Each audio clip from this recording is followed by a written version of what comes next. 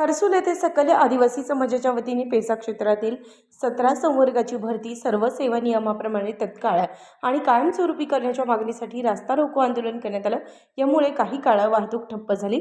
आदिवासी बांधवांनी पेसा क्षेत्रात वनजमीन कायद्याची प्रभावी अंमलबजावणी करावी, राज्यातील 13 जिल्ह्यात पेसाची प्रभावी अंमलबजावणी करावी, 17 संवर्ग पेसा क्षेत्रात भरती करावी यासह इतर अनेक मागण्यांसाठी हे आंदोलन करण्यात आलं।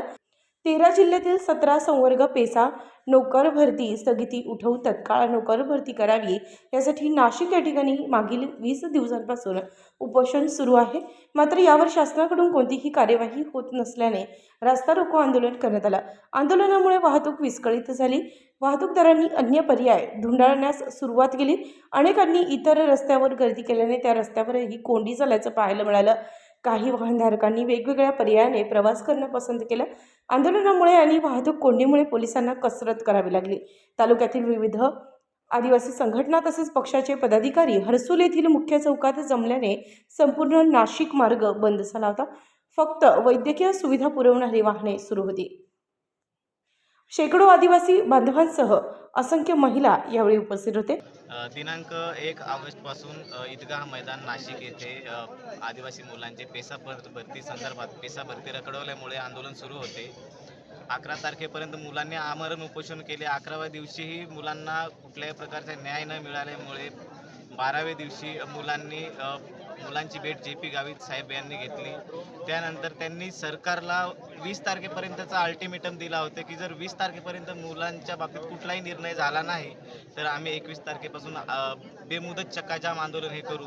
त्यानुसार आम्ही हर्सुल येथे चक्काजाम आंदोलन करण्यासाठी परवापासून बसलेलो आहे। तर आज आंदोलनाचा 3रा दिवस आहे आणि आमच्या मागण्यांवर आम्ही ठाम आहे। जोपर्यंत पेसा भरती पूर्ववत होत नाही किंवा सुरळीत चालू होत नाही तोपर्यंत आम्ही आमचे आंदोलन अशाच प्रकारे चालू ठेवणार आहे। पेसा भरती ज्या स्थगिती आलेली आहे त्या स्थगिती उठवण्यासंदर्भात आज आमचा हा चक्काजाम आंदोलनाचा 3रा दिवस हर्सुलला चालू आहे।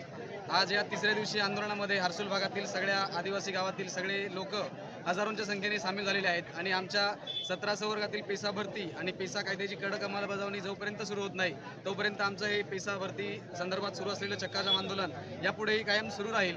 आणि आज आम्ही सगळ्यांनी मिळून हा निर्णय घेतला आहे की एवढे दिवस आम्हाला प्रशासनाने एकदम हलक्यात घेतलं, परंतु आता आम्ही इथे रस्त्यावरती खुर्च्या आणि मंडप लावून इथे जेवण करून आणि दिवस रात्र इथेच थांबून हे आंदोलन कायम आणि पुढे मागण्या मान्य होईपर्यंत चालू ठेवणार आहे। आणि शासनाने आमच्या या मागण्यांची दखल घ्यावी आणि तात्काळ त्याच्यावरती तोडगा काढावा ही या शासनास आम्ही विनंती करतो। धन्यवाद।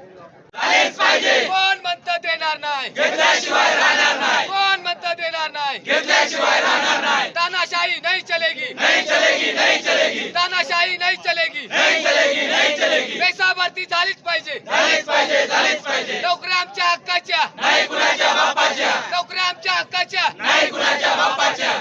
उत्तर महाराष्ट्र न्यूज नेटवर्कसाठी रामदास शीद, हर्सुल।